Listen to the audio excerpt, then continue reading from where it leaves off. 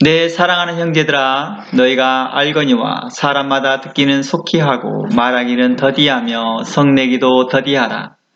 사람의 성내는 것이 하나님의 의를 이루지 못함이니라. 그러므로 모든 더러운 것과 넘치는 악을 내어버리고 능히 너희 영혼을 구원할 바 마음에 심긴 도를 온유함으로 받으라.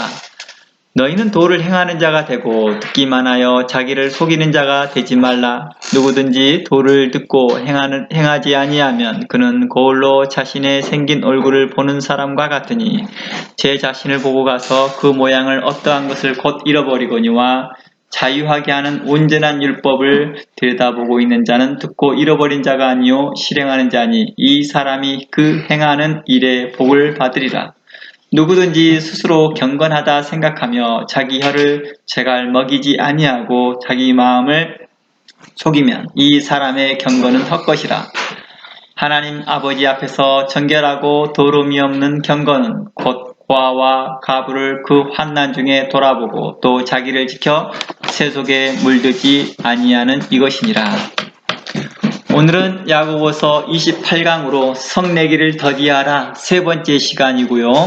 하나님의 의를 이루는 자 여섯 번째 시간을 나누려고 합니다.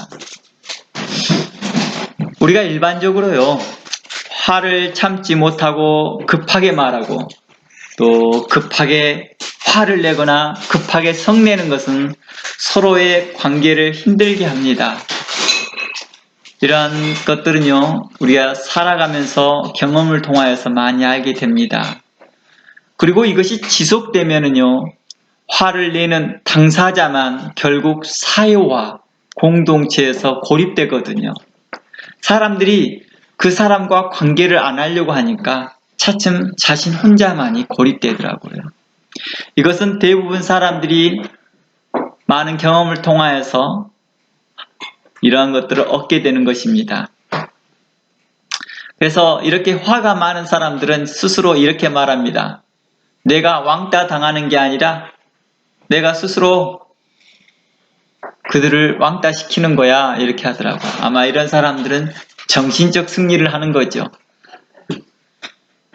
다른 사람이 그 사람을 만나고 싶어 하지 않는데 스스로 그런 표현을 쓰지 아니하고 자신이 그 사람들을 만나기 싫다라는 식으로 말하는 것이죠.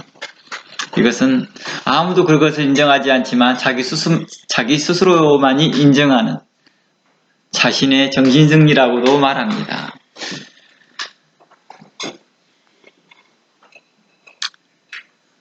또 오늘날은 이제 많은 유튜브를 통해서 또 지식을 통해서 책을 통해서 이런 것들을 알고 있습니다. 화를 내거나 또 관계를 통해 잘못하면 이런 관계가 상실되어지고 관계가 망가진다는 걸 알고 있다는 것입니다. 이런 것을 상식이라고 그래요. 상식이요. 이러한 상식이 우리 사회에서 질서를 유지할 수 있도록 하고요. 살 수 있도록 서로를 보호하고 있고 이러한 상식이 우리를 도와줍니다. 그렇죠. 이러한 상식이 있었을 때 이 상식이 나를 보호하기도 하고 내 자신이 또 사람들과의 관계할 때 어떻게 관계해야 될지를 도와주기도 합니다. 이러한 것을 기초하여서 이제 저는 계속해서 말씀을 나눠보려고 합니다. 일반적으로 아무나 보고 웃는 것을 우리는 정상으로 생각하지 않습니다. 그렇죠? 처음 보는 사람이나 아무나 보고 웃고 다녀요. 웃고 다닙니다. 우리는 그걸 정상으로 생각하지는 않습니다. 그렇죠? 그렇다고 해서 누구에게나 화를 내는 것을 또한 정상으로 생각하지 않을 것입니다. 우리가 지난주에 제가 잠시 언급했는데요. 사람과 공간을 상관없이 화를 내는 사람을 우리는 분노 조절 장애가 있는 사람이라고 표현을 했습니다. 어떤 사람은 상관하지 않습니다. 어떤 공간도 상관하지 않습니다. 이러한 사람들은 분노 조절 장애를 가지고 있는 사람들이죠. 우리는 그런 사람을 정상이라고 보지 않습니다.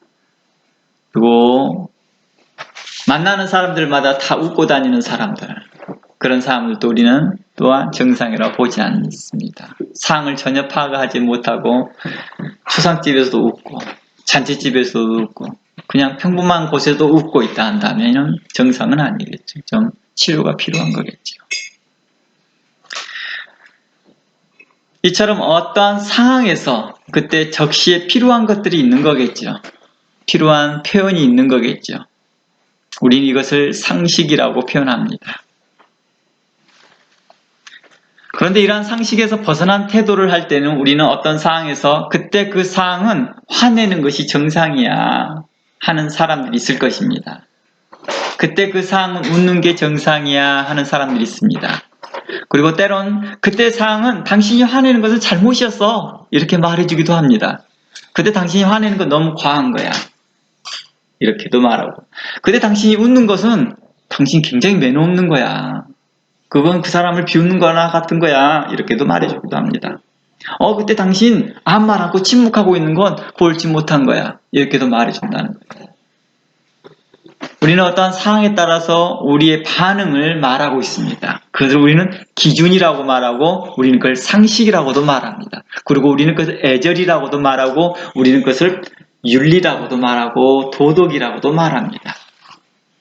우리는 이러한 것들을 지키고 살아갑니다. 우리는 이것을 일반적인 것이라고 말하고, 우리는 이걸 상식이라고도 표현하고, 우리는 이것을 사회 구성원의 상식이라고도 표현합니다. 규칙, 원칙이란 말도 쓰기도 합니다. 이는 사람들에게 어떨 때는 필요한, 적시적소에 필요한 것들이 있다는 것입니다. 이처럼 화내는 것이 대한 보편적이고 상식적인 어떤 기준이 있고, 품격이 있고, 규칙이 있고, 원칙이 있다는 것입니다.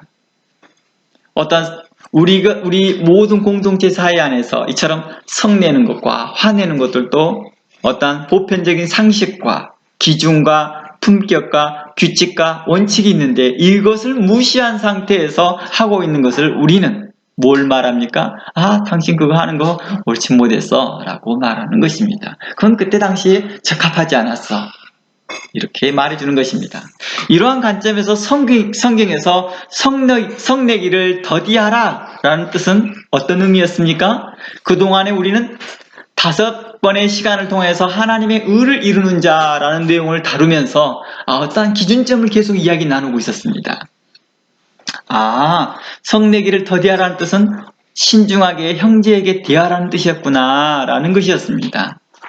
만일 잘못이 있는데 그 잘못에 대한 책망을 하려고 하는데 그 사람에 대한 마음에 본래 미움의 감정이 있어요. 본래 그 사람에 대한 미움의 감정이 있어요. 싫어하는 마음의 감정이 있어요. 또 다른 악한 감정이 있다 하면 차라리 그 사람을 질책하지 말라는 것입니다. 그 사람을 질책하지 말고 뒤로 물러서 있는 것입니다. 왜냐고요?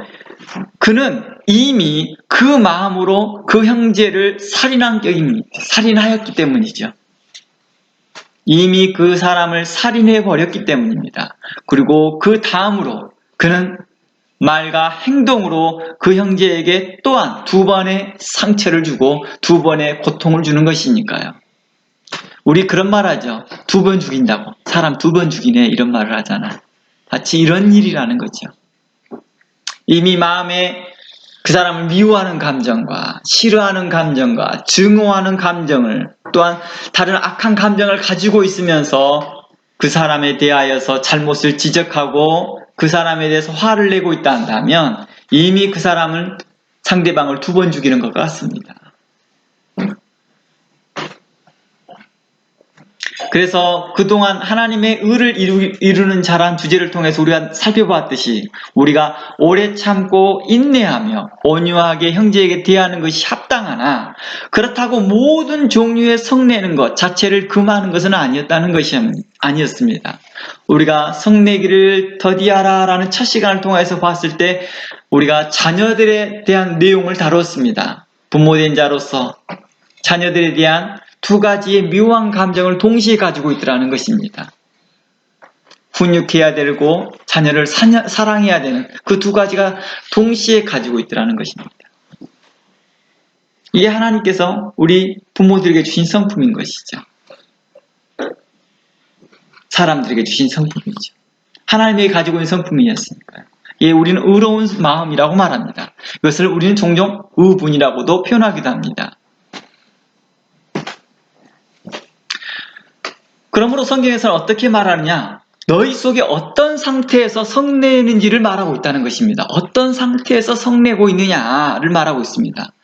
그를 사랑 안에서 바르게 하고 교훈하고 의로 교육하고자 하는 목적인지, 아니면 미움 감정이 복받쳐갖고, 그 미움 감정이 복받쳤다라는 말 있죠. 복받쳤다. 그래서 그 안에 쏟아져내는 심판과 악의적인 말인지를 구분해 주면서 말했다는 것입니다.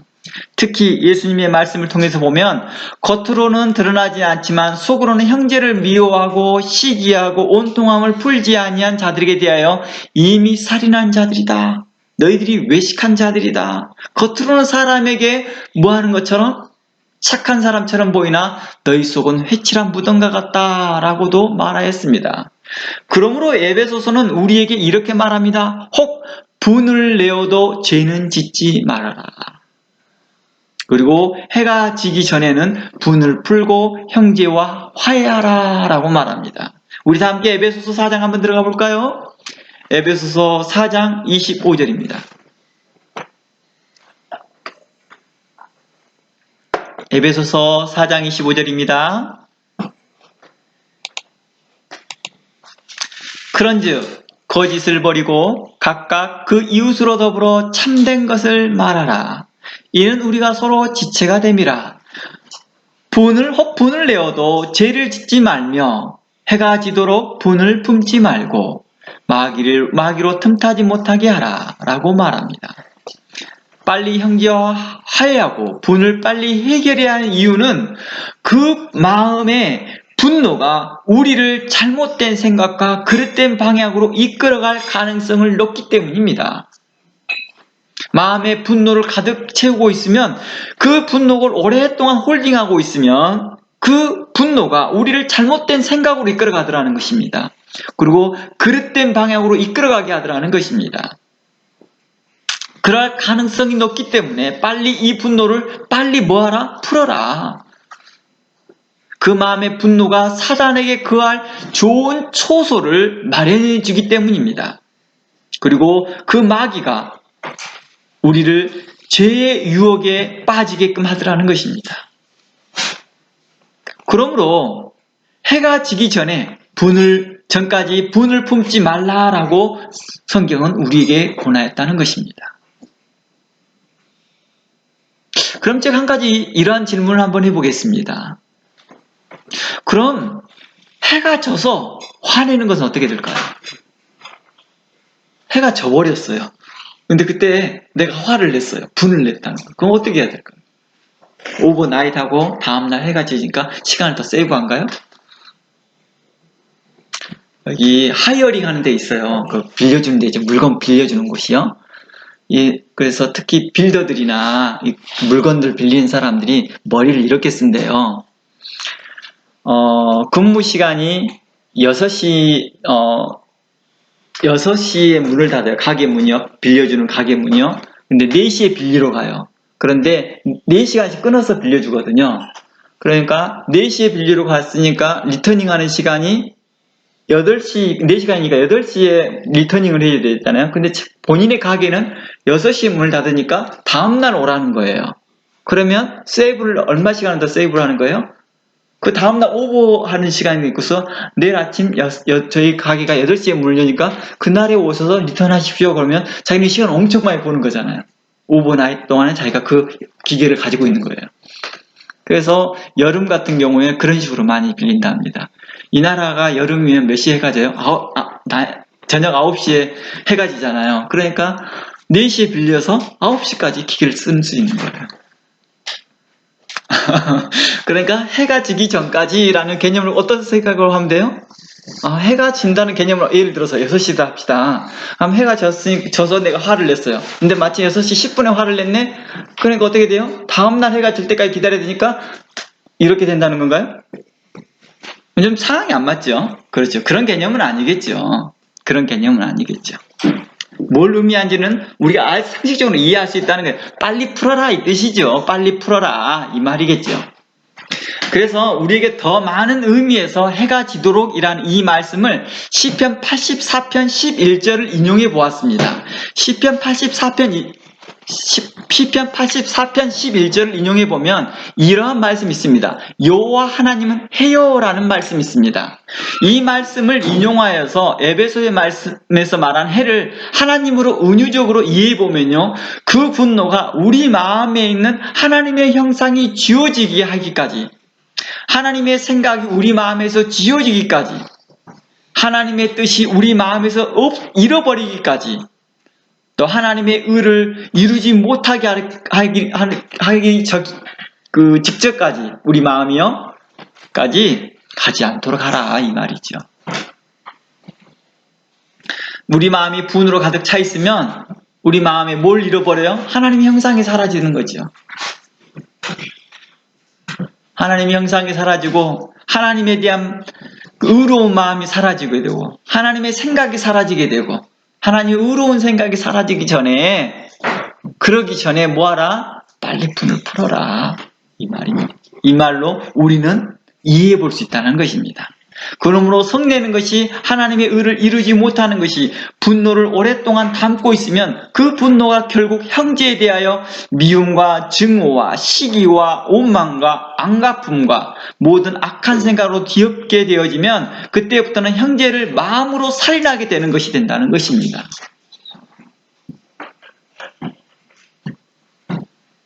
형제를 원망하고 주변을 원망하고 사회를 원망하고, 우리의 이런 것들이 다 포함되는 거예요.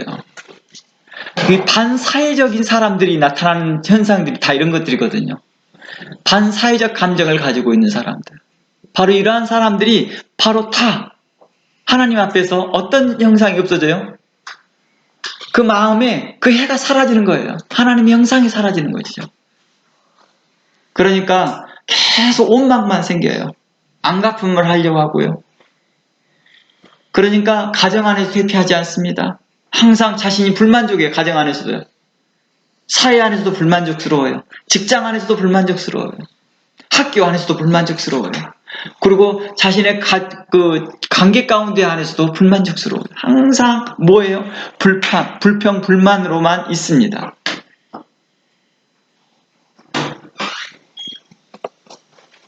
이러한 사람들을 향하여서 성경은 뭘 말을 하냐?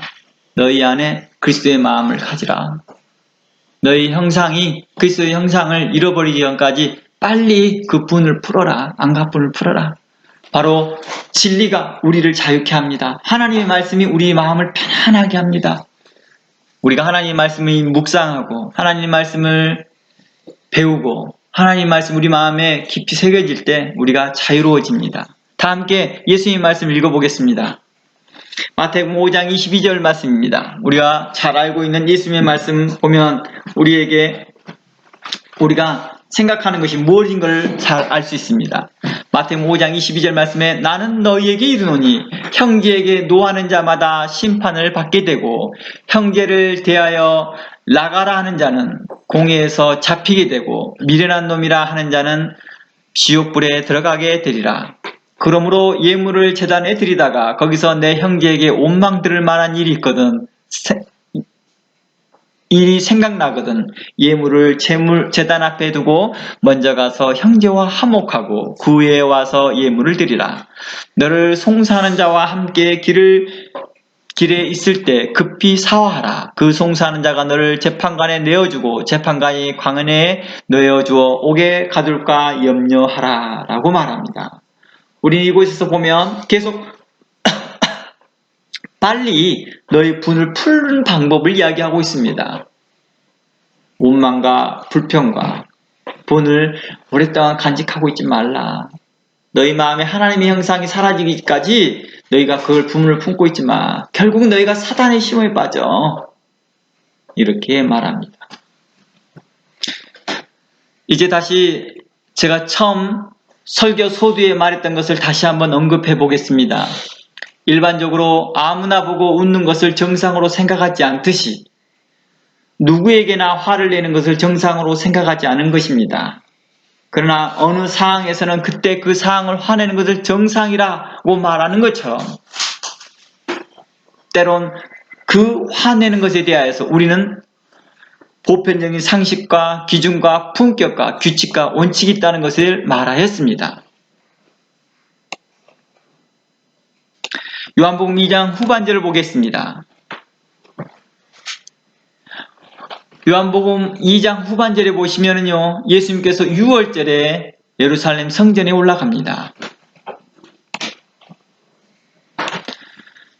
예수님께서 성전 안에 가셔서요, 소와 양과 비둘기 파는 사람들과 돈 바꾸는 사람들이 앉는 걸 보시고 노건으로 채찍을 만드사 양이나 소를 다 성전에서 내어 쫓아내십니다.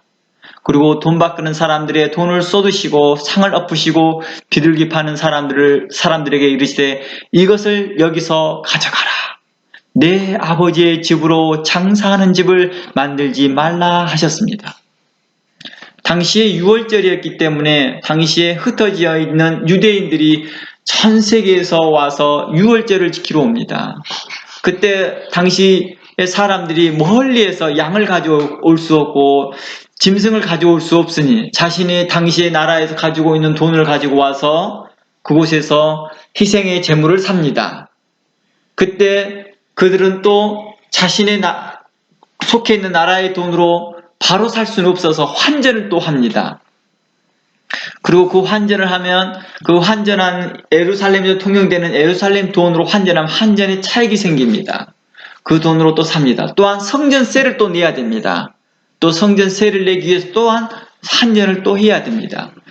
이러한 일들을 하다 보니까 거기에 대한 차익도 일어나고 또 성전에서 희생의 제물로 드려야 되는 것이 제사장의 검증을 받아야 되는 양과 소들이 있었는데 눈먼 것, 병든 것들도 함께 포함되어 있었던 것입니다. 그런 것들을 팔면서 이윤을 남기고 있는 당시의 모습들을 말라기 시대에서부터 있어 왔거든요.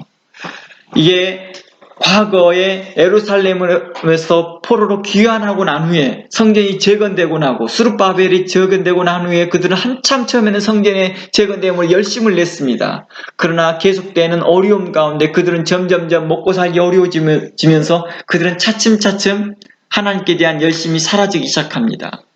그러면서 그들은 점점 제사장들은 자기 배를 채우는 데 목적만 두고 있고 자기의 살아가는 데에만 집중을 하고 있습니다. 자기 권력만 추구하고 있었습니다. 그러면서 종교는 부패해져가고 있었던 그러한 모습들이 무려 400년이 넘도록 그렇게 오고 있던 그 시기에 예수님께서 오셔서 이제 성전을 정화하는 모습이었습니다.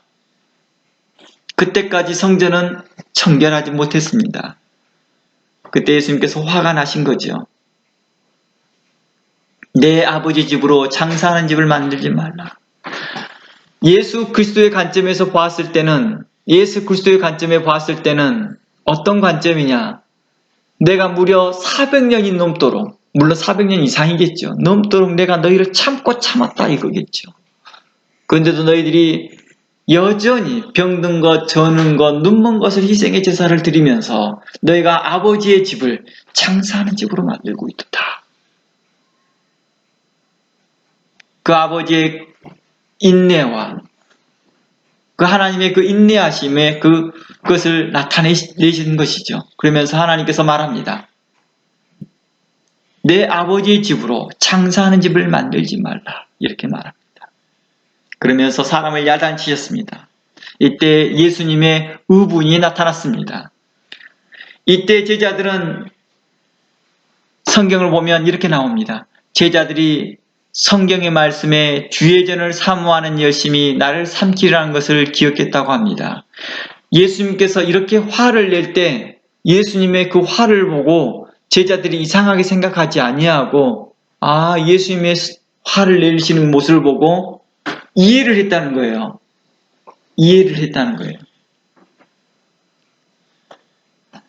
물론 당시 사람들 중에 예수님 왜 품위 있게 행동하시지? 사람들이 그렇게 행동하면 예수님을 어떻게 믿고 따르겠습니까? 이렇게 말하는 사람도 있었겠죠. 아니 선생이란 사람이 그러면 안 되죠. 아니 세상을 구원하겠다는 사람 그러면 안 되죠. 라고 비방하는 사람도 있었겠지만 제자들은 이 상을 보고 이렇게 바라고 왔습니다. 주의 전을 사모하는 열심이 나를 삼켰다라는 시편의 말씀을 기억합니다. 그것은 바로 하나님의 의분을 그들은 보았던 거겠죠. 오늘날 우리의 성도들 중에서도 예수님이 성전에서 행하셨던 이 일에 대해서 아무도 예수님 왜 저랬을까라고 생각할 사람은 아무도 없을 것입니다. 왜냐하면 예수님은 진리시기 때문입니다. 그분은 항상 옳기 때문입니다.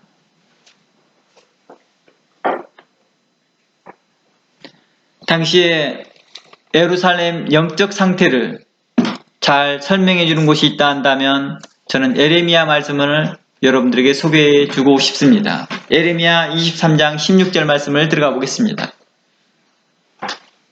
에레미야 23장 16절 말씀입니다.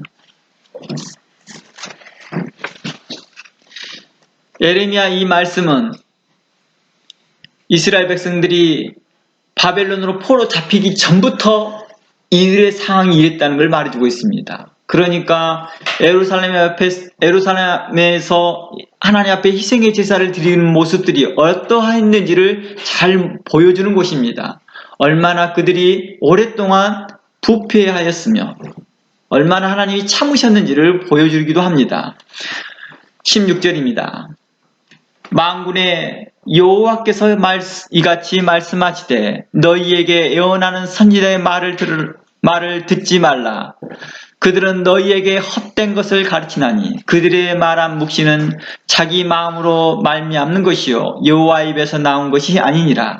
항상 그들이 나를 멸시하는 자들에게 이르기를 너희가 평안하리라 여호와의 말씀이라 하며 자기 마음에 강팍한 대로 행하는 모든 사람에게 이르기를 재앙이 너희에게 임하지 아니하리라 하였다.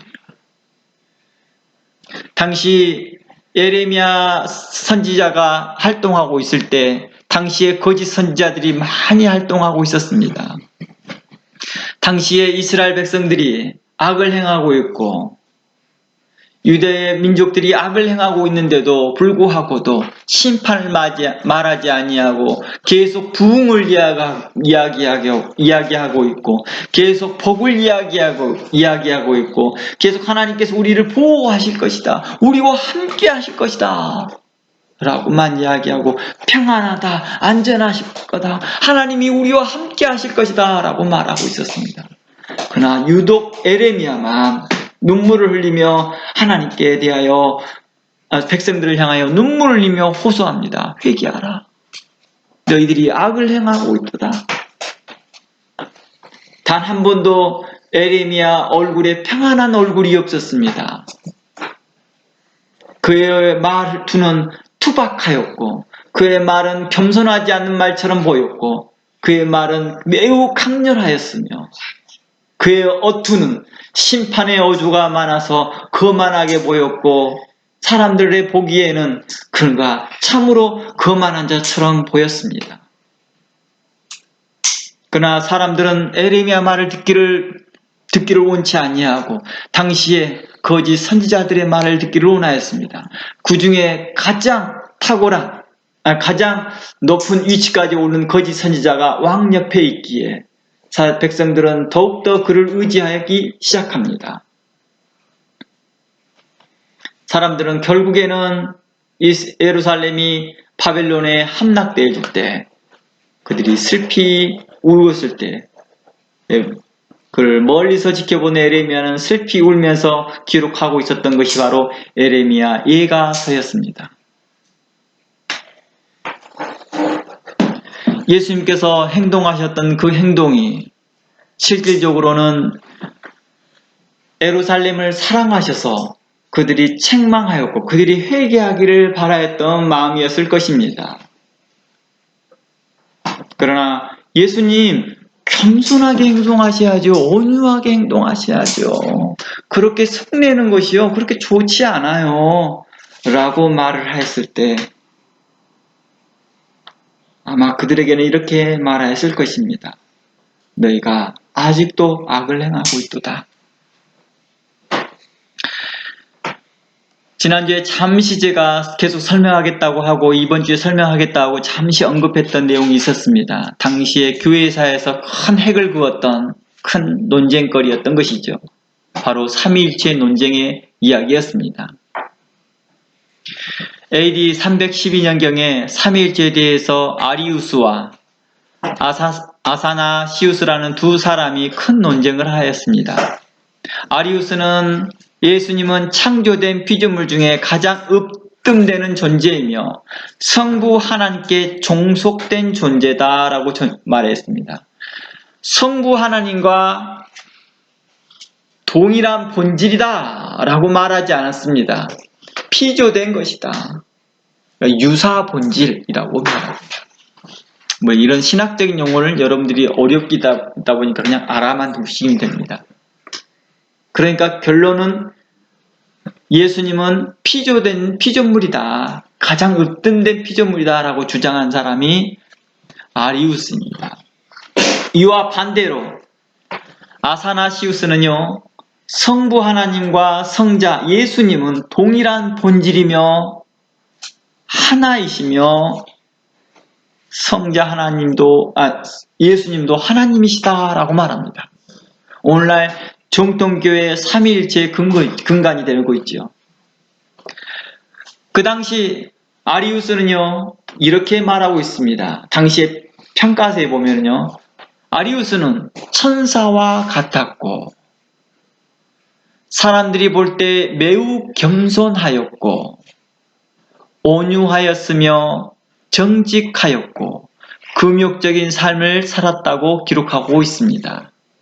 이와 반면에 아사나시우스는 성격이 강하고 매우 투철하며 진리에 관한 조금도 양보가 없었다. 그래서 이 사람 저 사람이 변론하는 관계로 잦은 다툼이 많았다라고 말합니다. 그러나 오늘날 우리는 어느 편에 서 있습니까? 아사나시우스가 말한 그 진리에 서 있습니다. 그러나 당시에는요, 아리우스를 따르는 많은 사람들이 있었습니다. 그래서 그가 만들어진 아리우스파가 있었습니다.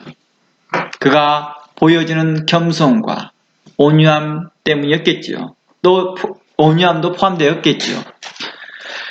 디모데전서 4장 3절을 근거해 보면요, 육체의 연습은 약간의 유익이 있다라고 말합니다.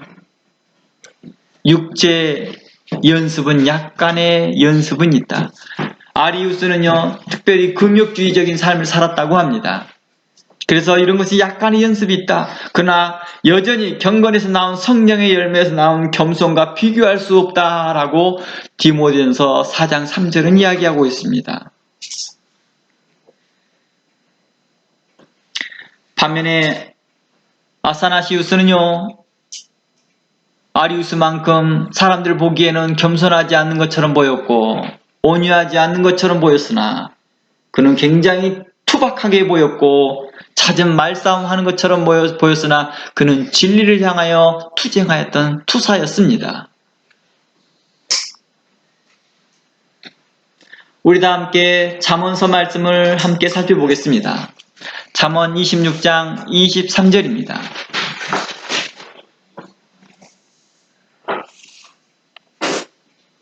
잠언 26장 23절입니다. 제가 읽어보겠습니다. 온유한 입술에 악한 마음은 낮은 은을 입은 톡이니라. 감정 있는 자의 입술로는 꿈이고 속이는 괴유를 품나니 그 말이 좋을지라도 믿지 말 것은 그 마음에 7가지 가증한 것이 있음이니라 라고 말합니다. 하나님은 온유한 입술에 악한 마음을 가진 자들을 싫어하신다라고 표현하십니다. 온유한 입술을 가졌습니다. 겸손한 입술을 말한 것 같습니다. 그러나 그 마음은 악한 마음을 가졌다고 말합니다. 그래서 25절 말씀에 그 말이 아무리 좋을지라도 믿지 말라고 말합니다. 그 마음 안에 7가지 가증한 것이 있대요. 그래서 예수님께서 이러한 가증한 것이 있는 사람을 향하여서 뭐 했어요? 무덤에 회칠한 사람과 같도다라고 했다는 것입니다. 이들은 육체의 모양을 내는 자와 같습니다. 육체의 모양을 내어서 온유한 척, 겸손한 척은 하였으나 실질적으로는 예수님 앞에서 그들은 흠이 많고 예수님 앞에서는 그들은 외식하는 자였습니다. 육체의 모양을 내는 자, 이 말은요 본래 사도 바울이 갈라디아 6장에서 할례당을 책망할 때 쓰였던 말이거든요. 할례당을 책망할 때요. 너희들은 육체의 모양을 내는 자들이다. 근데요 이 말을 제가 인용하여서요 골로새 2장 18절과 23절로 확장해서 보면 일부러 겸손한 척하고 헛되이 과장하는 자로 연장되어집니다. 육체의 모양을 내는 자가요 겸손한 척하는 자와 헛되이 과장하는 자라고 표현됩니다. 이러한 자들은 자의적 숭배와 자의적 겸손과 몸을 괴롭게 하는데 지혜 있는 모양으로 보이나 하나님과 전혀 관계가 없는 행위라고 23절에는 책망합니다. 골로새서 2장에서 말합니다. 관계가 전혀 없다라고 책망합니다. 그러므로 오늘날의 온유한 입술로 말하는 법을 배우고 일부러 겸손한 척하는 자들에게 대하여서도 적용될 것이라는 것입니다. 예수님이 이러한 자들에게 대하여 뭐라고 말했다고요? 마태복음 23장에서는 해칠한 무덤이다 라고 말했습니다. 당시 성경을 가르쳤던 서기관과 바리새인들에게 겉으로는 아름답게 보이나 그 안에는 외식과 불법이 가득하다라고 책망하였습니다. 그들은 사람들에게 보이기 위해 꾸미고 가꾸어 매너 있게 보이기도 하고 말도 잘하나 실상은 그들은 살인하는 자와 같다는 것입니다. 잠언서의 말씀과 같이 그들은 7가지 가증한 것이 그 마음에 있었던 것입니다. 그들은 사람들을 보이기 위해서 꾸미고 가꾸고 매너 있게 하였으나 하나님 그들을 향하여서 살인자라고 말합니다. 너희들은 살인자야. 예수님은 그들을 향하여서 너희들은 선지자를 죽였고 지혜 있는 자들을 죽였고 선지자와 지혜 있는 자를 십자가에 못 박았고 더러는 회당에서 채찍질하였고 이 동네 저 동네로 구박하였도다. 그들은 그들을 말로 먼저 죽였겠죠. 모함하고 이간질하고 정죄하였던 이 모든 것들이 의로운 자를 정죄하였던 이 모든 것들이 살인한 자와 같다라고 말했습니다. 사도 바울은 이러한 자들은 거짓 사람들이요 속이는 일의 달인이요 위선자들이요 위선하는 일의 달인이다라고 말합니다. 그래서 고린도후서 11장 말씀에 그러한 사람들은 거짓 사도요 속이는 일꾼이니 자기를 거짓 그리스도의 사도로 가장하는 자들이다. 자기를 광명의 천사로 가장하는 자들이다 라고 말하였습니다.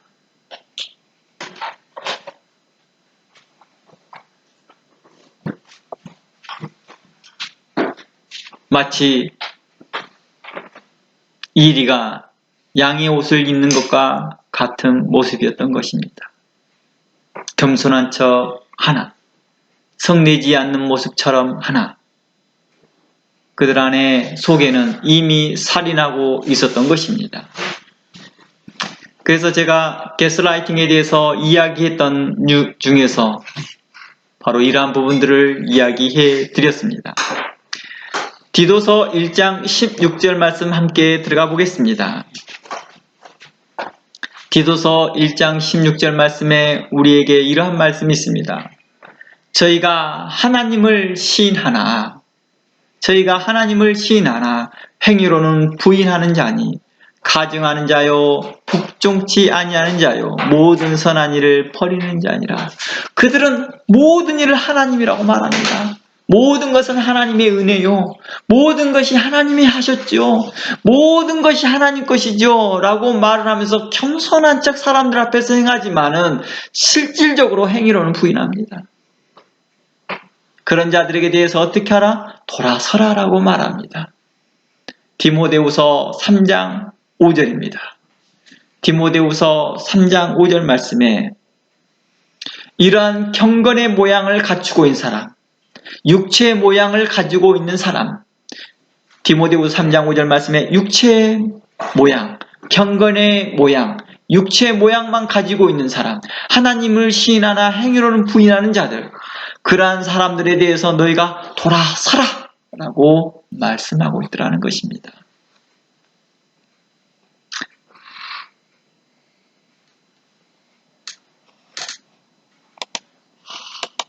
이렇게 가장을 잘하는 사람, 육체의 모양을 내는 자, 이러한 자들을 향하여서 하나님의 의를 결단코 이루지 못하는 자라고 말합니다.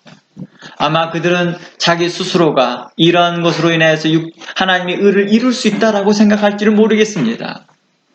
일부러 겸손한 척하고 일부러 온유한 말을 배워가면서 하는 자들은 성령의 열매로가 아니라 육체를 따라 맺어지는 열매로, 육체를 따라 맺어지는 겸손으로, 육체의 열매로 말미암아 되어지는 온유함으로 되어지는 것으로 사람들에게 되어지는 것을 따라 그들이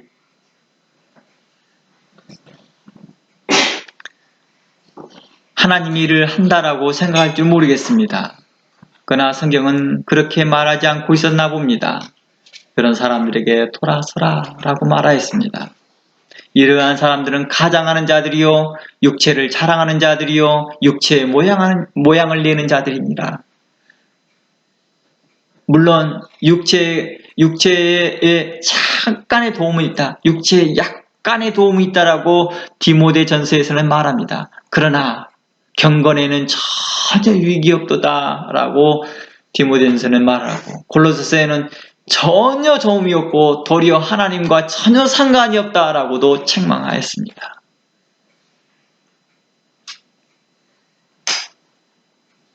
이렇게 자기를 가장하는 자는 스스로 경건하다고 생각하고, 이렇게 자기 혀를 제갈먹이지 아니하고 말하는 자들이 나타나는 것입니다. 그러니 이러한 사람이 자기 주장을 합니다. 무슨 주장을 할까요? 이런 사람이 자기 주장을 어떻게 할까요? 잘 보세요. 아까 좀 전에 우린 두 사람에 보았습니다. 아사나시우스는 자기 주장을 강하게 했습니다. 아리우스는 겸손하게 말을 받아가면서 하였습니다. 그러나 진리는 누구 편에 있었습니까? 아사나시우스에 있었습니다.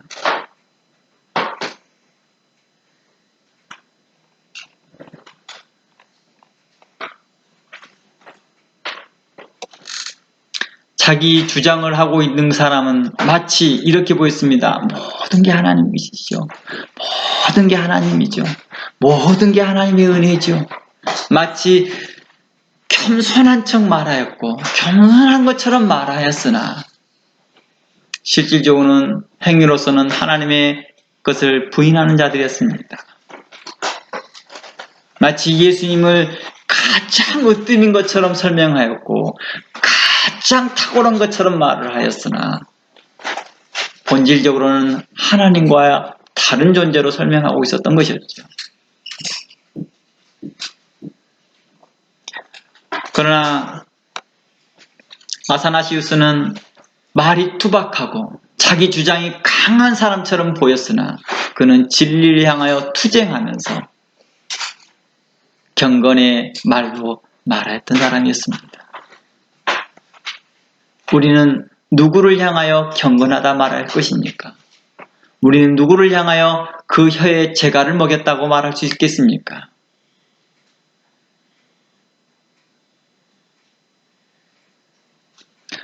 우리는 에스겔서의 말씀을처럼 진리를 말하는 자와 진리를 말하지 아니하고 침묵하는 자에 대해서 우리는 나눴습니다. 우리는 마땅히 해야 될 말들을 했던 사람, 예수님께서 마땅히 예루살렘 성전에서 행했던 그 일에 대해서 우리는 칭찬을 아끼지 아니하고 예수님이 하셨던 그 행위에 대해서 그들의 사람들이, 예루살렘 사람들이 자신의 그 열심이 성전을 삼켰도다 하는 말씀이 생각나고 예수님의 행동이 이해되어졌던 것들처럼 우리의 삶이 경건에 이르렀으면 좋겠습니다. 하나님의 그 교훈과 책망과 바르게 함과 의로 교육함이 우리에게 교훈이 되어지고 우리에게 양약이 되어지고 우리에게 건강함이 되어지고 우리에게 살과 뼈가 되어졌으면 좋겠습니다. 뿐만 아니라 우리가 참으로 하나님의 말씀에 듣기에는 속히 할 뿐만 아니라 자기 주장을 할 때에는 자기 고집을 말할 때에는 더디하는 것, 항상 하나님의 의를 드러낼 때에는 속히 하기를 원합니다. 특별히 우리가 말하고 있을 때 자기 고집과 자기 말을 세우면서 형제를 미워하고 형제를 판단하고 형제에 대하여 수군수군하고 형제의 약한 것에 대하여 지적질할 뿐 그것을 도와주지 않으려는 자들에게 대하여서 우리는 그들과 함께 동참하지 말고 그 말에 함께 동의하지 말고 그들에게서 조용히 떠나거나 아니면 그들을 훈계하였으면 좋겠습니다. 우리의 형제의 연약함에 대해서 서로 지적질하는데 함께 동참하기보다는 어떻게 그를 도와줄까에 대하여 우리는 서로 나누고 지혜를 나눴으면 좋겠습니다. 지난주에 설명과 같이 함께 그 짐을 지라 함과 같이 우리가 함께 짐을 지으며 사랑 안에서 서로 사랑을 공급하였으면 좋겠습니다.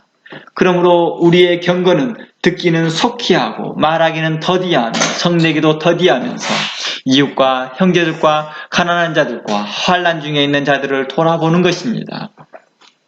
그리고 세상 풍속을 좇지 아니하고 우리 안에 있는 거짓을 버릴 뿐만 아니라 오직 그리스도 안에서 우리의 마음을 새롭게 하여 이제 말씀 안에 창념하고 이제 믿음으로 살겠습니다. 하나님 말씀이 진리인 걸 믿습니다. 하나님 말씀이 지혜임을 믿습니다. 하나님 말씀이 우리의 삶의 답인 걸 믿습니다. 라고 그 믿음으로 사는 것입니다. 그리하여 그 말씀에 창념하고 형제와 이웃으로 더불어 참되고 의로운 것을 나누기를 원합니다. 혹 우리 가운데 분을 내어 일이 있다 할지라도 이 일로 죄를 짓지 말고 하나님의 형상 우리 마음에 떠나기 전에 빨리 화해하고 하나님의 뜻을 행할 수 있기를 원합니다. 오랫동안 분을 품으면서 안갚음을 하고 원망하지 말고 형제를 불쌍히 여기며 서로 용서하기를 하나님이 그리스도의 안에서 우리를 용서하고 또 우리를 사해해 준 것 같이 우리가 서로 용서해주고 사해해주고 사랑해 주었으면 좋겠습니다. 이리하여 하나님의 의를 나타내며 하나님의 영광이 여러분 안에 충만하게 나타나기를 원합니다. 그리하여 여러분이 하나님의 기쁨이 되고 여러분의 삶에서 하나님의 거룩함이 하나님의 빛이 드러나기를 주의 이름으로 축원합니다. 다 함께 기도합니다. 하나님 감사합니다. 하나님께서